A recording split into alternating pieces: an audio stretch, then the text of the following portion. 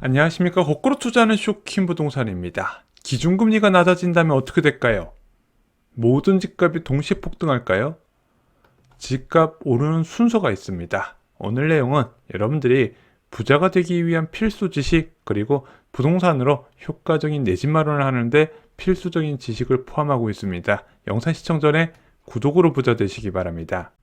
자, 현재 부동산 시장은 회복 중입니다. 12월 말부터 1월 초에 바닥을 다지고 수도권 모든 지역에서 반등세가 나타나고 있죠. 물론 그 반등세 지역마다 좀 차이가 있습니다. 자, 1월 저점 대비 20% 이상 반등한 지역이 있고요. 어떤 데는 고점까지 위협하는 곳이 있더라고요. 그리고 1월 저점에 초급매만 소진되고 거래가 끊긴 곳이 있습니다. 주로 단지 규모가 작거나 재건축 사업 가능성이 아직까지 없는 구축에서는 이런 현상이 좀 있더라고요.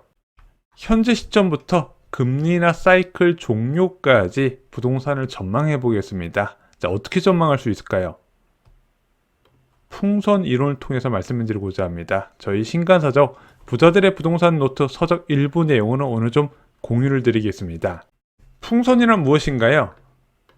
저금리 또는 집값 상승 기대감에 부동산 시장에 들어온 유동성을 의미합니다. 자, 그런데 이 풍선이 클 수도 있고 작을 수도 있잖아요.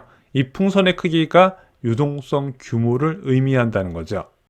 이 풍선의 크기는 항상 변화합니다. 만약에 이 풍선의 크기가 커진다, 어떤 일이 일어나고 있냐? 금리가 인하가 된다든가 시장 참여자들 머릿속에서 저금리 장기화 전망이 나타날 때 이 풍선의 크기는 커진다, 부동산 시장으로 유동성이 계속 들어온다 의미가 된다는 거죠. 반면에 풍선의 크기가 작아지고 있어요. 부동산으로 들어오려는 돈이 줄어들고 있다는 거죠. 자, 보통 금리 인상 시기 또는 고금리의 장기화 전망이 있을 때 풍선의 크기는 작아지게 됩니다. 이 풍선의 크기를 쉽게 예측하는 방법이 있습니다. 바로 5대 은행 정기예금 잔액 현황을 보는 거죠. 자, 2021년 12월 5대 은행 정기예금 잔액은 654조 원이었습니다. 하지만 1년도 안 돼서 2021년 11월 5대 은행 정기예금 잔액은 827조 원 규모였다는 거죠. 무려 26% 173조 원 급증했습니다. 자, 정기예금 금리가 크게 치솟으니까 모든 자산시장의 자금들이 예금 쪽으로 빨려 들어가기 시작했던 겁니다. 그러면은 이것은 어떤 의미다? 부동산 시장의 풍선이 급속히 작아진 것을 의미한다는 거죠. 그리고 이렇게 풍선이 급속히 작아질 때 부동산 시장에서 유동성이 빠져나가는 환경이 될 때는요, 그 어떤 호재에도 영향을 주지 못한다고 말씀을 드렸습니다. 왜? 호재라는 거는 그 시중에 유동성이 있을 때 그 호재를 보고 접근할 때 가능한 것이지, 유동성이 메말라 버린 상태에서는 호재도 그 어떤 영향을 주지 못한다는 거죠. 대표적으로 음마아파트 같은 경우는요, 20년 만에 정비 계획안이 통과됐지만 오히려 주택 가격이 하락했다는 게 대표적인 사례입니다. 작년 11월 이후 현재 예금 잔액 볼까요? 작년 11월에 5대 은행 정기예금 잔액은 827조 원이었습니다. 현재는 817조 원이에요. 6개월 만에 10조 원 정도 감소한 거죠. 그래서 이 중 일부가 부동산 시장으로 유입됐다고 보는 겁니다. 적지만 거래가 붙고 반등이 나온 거예요. 자, 시장금리 변화의 결과입니다. 자, 예금금리가 5.2에서 3.5%, 대출금리가 6%에서 4.1% 내외까지 낮아진 결과가 부동산 시장에서 현재 일어나고 있습니다. 아니, 지금 아파트 거래량 3,000건대밖에 안 되는데 항상 6,000건 이상 나왔고 많을 때는 10,000건, 15,000건까지 찍었는데 현재 거래량 너무 적은 거 아니냐? 지금 부동산 시장에는 그만큼밖에 유동성이 안 들어오는 거예요. 3.5%라는 기준금리 위력이 세긴 센 겁니다. 자, 풍선 이론과 예금금리 변화에 따른 부동산 시장 영향을 보니까 경기 침체 시기에 집값이 오르는 이유를 아시겠죠?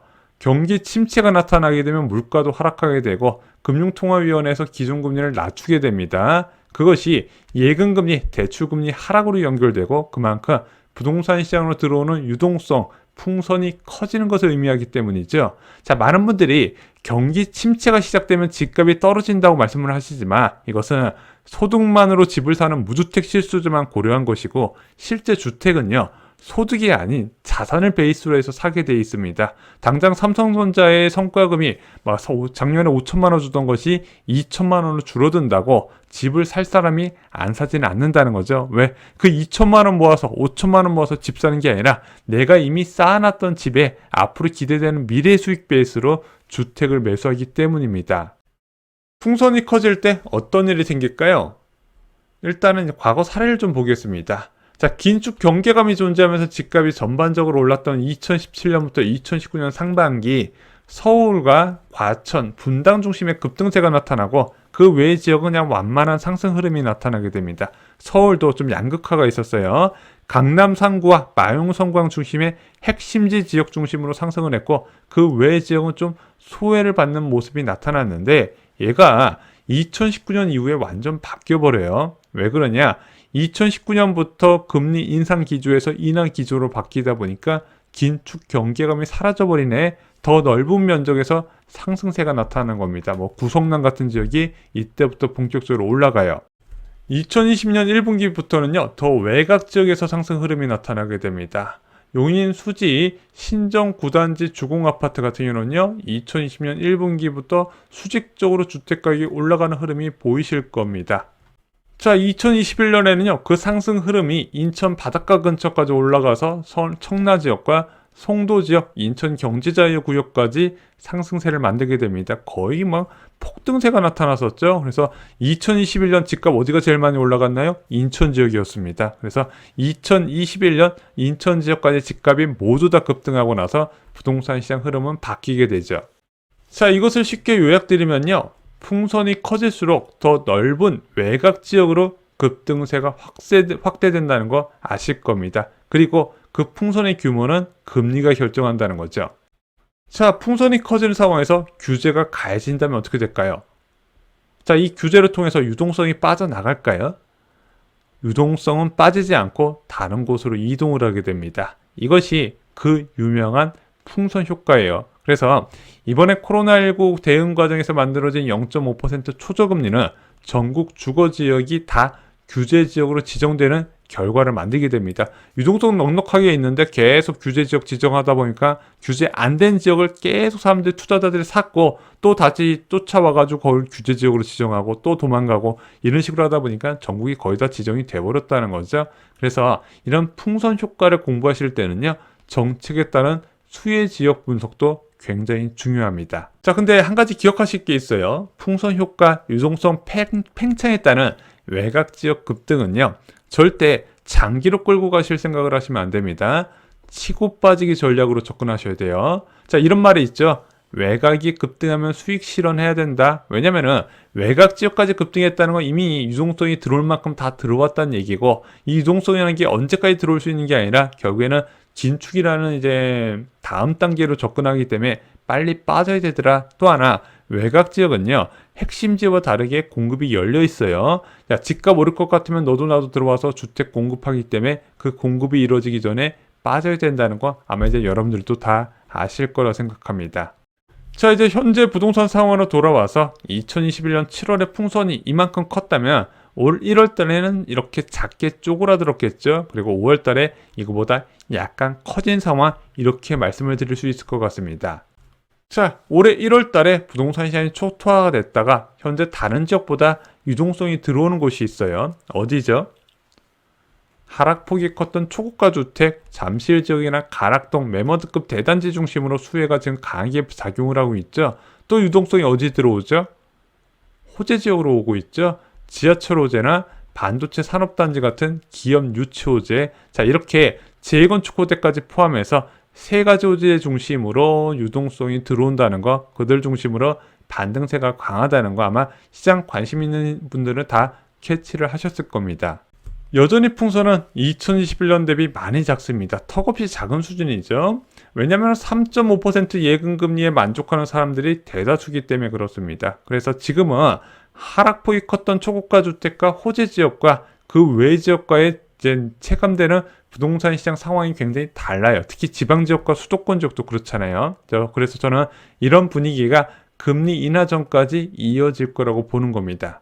자, 그래서 3.5% 고금리 상황에서는 다음 호재 지역이 어디가 될지를 보면서 호재 지역 중심으로 접근을 해야 되는 게 맞아요. 그래서 지금 많이 언급되는 호재 지역이 1기 신도시하고 서울 지역의 재건축, 지하철 개통 호재, 기업 호재 등이 있죠. 부동산은 사람들이 오른다고 생각하는 곳에 몰려있게 됩니다. 또한 내년에 변수가 있어요. 총선이라는 변수가 있고요. 올해 말이든 내년 초에 금리 인하 변수도 있습니다. 그래서 앞으로 부동산 시장의 자금이 더 빠져나갈 것인가, 들어올 것인가, 들어올 가능성이 있고, 그 들어오면 어느 중심으로 갈 것인가 말씀드렸던 호재 지역이 총선 전후에서 영향을 받아서 많은 사람들한테 주목을 받을 거라고 생각을 합니다. 이제는 공부가 필요할 때입니다. 현재 금리에서 어디가 오를까요? 내 집 마련을 하든 투자로 접근하시든 이것은 생각을 하고 계셔야 된다는 거죠. 또 하나, 금리가 낮아지면 어디가 또 오를 수 있을 것인가? 지금은 안 올라서 고점 대비 하락률이 큰데 만약에 금리가 낮아지면 이거 반드시 회복할 곳 체크를 하시는 게 도움이 되겠죠. 마지막으로 앞서 말씀드렸지만 정부가 부동산 시장이 한쪽 방향으로 움직일 때 대응을 한다는 말씀을 드렸습니다. 상승하게 되면 그에 따른 대응이 나오는데 정부가 정책을 발표하면 어디가 수혜를 받을 것인지도 여러분들이 공부하실 필요가 있다는 겁니다. 자, 오늘 내용은 쇼킹 부동산 신간서적 부자들의 부동산 노트 일부를 발췌해서 만든 내용입니다. 부동산 시장이 다른 인생을 만듭니다. 이 한 권에 여러분들의 다른 인생을 위한 필요한 모든 것을 담아두었습니다. 이상으로 영상 마치겠습니다. 좋아요, 구독, 공유 꼭 부탁드립니다. 감사합니다.